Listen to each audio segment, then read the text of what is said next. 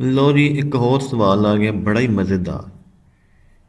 एक हिंदू अपने पादरी से सवाल करता है कि गोश्त खाना गलत है गाय का, तो फिर हम उसका दूध क्यों पीते हैं?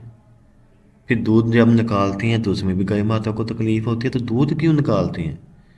तो पादरी जो है वो आगे से उनका जो पंडित है वो जवाब देता है कि दूध ईश्वर ने हमें पीने के लिए दिया है, वो हमने पीना ही है, लेकिन हम उसका गोश्त नहीं खा सकते।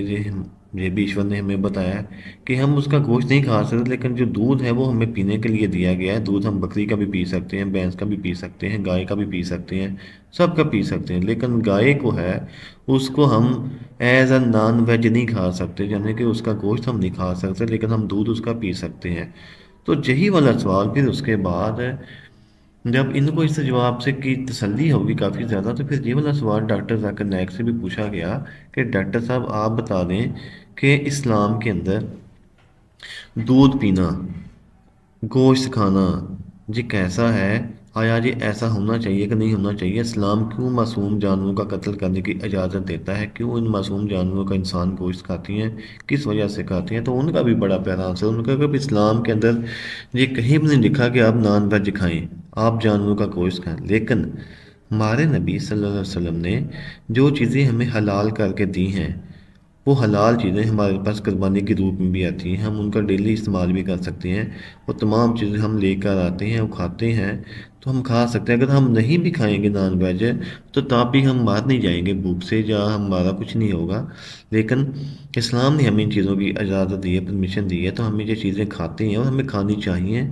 वो जैसा कि हमारे प्यारे रसूल सल्लल्लाहु अलैहि वसल्लम ने हमें समझाया बताया, कुरान शरीफ में भी ये सब आ चुका है, तो इसलिए हम तो खाएंगे। लेकिन जो हिंदू धर्म है, जो बाकी और भी कुछ मज़ाहब हैं, वो इस चीज़ को नहीं मानते, वो इसको पूजते हैं। उदाहरण जिसकी बंदा पूजा करता है तो उसकी तो बंदा गुनी गाता है, उसको तो कहता है कि कोई बंदा उसको हाथ भी ना लगाए।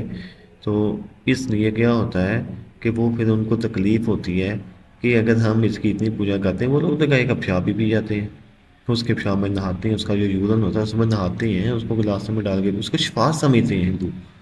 तो ऐसा करना जो है हमारे मुसलमान के अंदर तो बिल्कुल भी नहीं है, इस्लाम के अंदर तो बिल्कुल नहीं है। इस्लाम एक बहुत ही प्यारा और अच्छा दीन है, और ये तमाम मुसलमानों, जो तमाम रह इंसानियत है, उनके लिए एक बहुत ही अच्छा मैसेज है, पैगाम है कि इस्लाम के ऊपर चलें, इस्लाम के असूलों पे चलें, ताकि आपकी ज़िंदगी है, जो आने वाली ज़िंदगी है, वो बेहतर हो सके, और आप इंशाअल्लाह ताला एक ना एक दिन सफल लाजमी होंगे।